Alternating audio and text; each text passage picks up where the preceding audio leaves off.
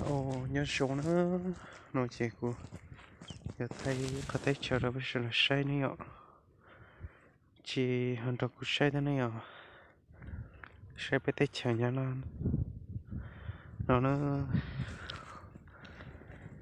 nó càng gò đi. Ồ, cho bây giờ xin nó của thì cũng nhớ sẽ sát số tê nó ạ. Chỉ có khi đó này nó say nó ạ. Tập nó ạ. Số tê chỉ nhớ khi nào nó có thể chờ nó nên trên trong nó ạ. Chỉ một chút chua thế này ạ. Chỉ say rồi nó sát số tê nè. Tật nó kia nó cũng nhớ đó sát số tê thiên sát nhớ là ok này nó này ạ cho kèo sát ở đấy và cho phía sát đó nó chỉ sát số tê nữa cho nó chỉ cho nhớ là tê nó nhậu chỉ là nó chỉ ăn tôi chỉ nhớ là thế số tê này ạ nó sát nó số tê nó hành lý chỉ chắn tôi chỉ cứ bỏ chứng minh thế này ạ chỉ sát nó chỉ biết cho nhớ là sát nhớ là nữa nhớ rêu ok kia sao này ạ chỉ cô lúc chơi gì nhá tao nó sao này ạ nhớ chặt nó sao nó chơi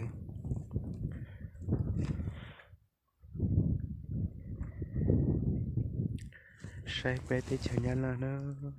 tới chờ số kia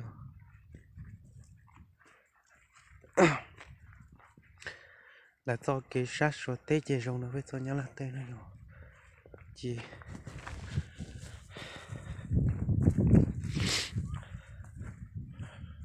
sao nó tụt nó đủ xin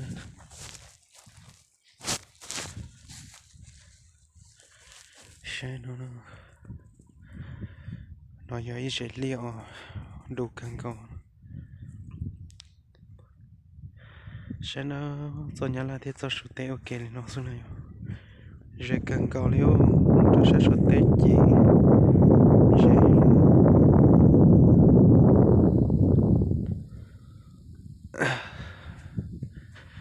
nó hình nhiều lúc trên tôi nó này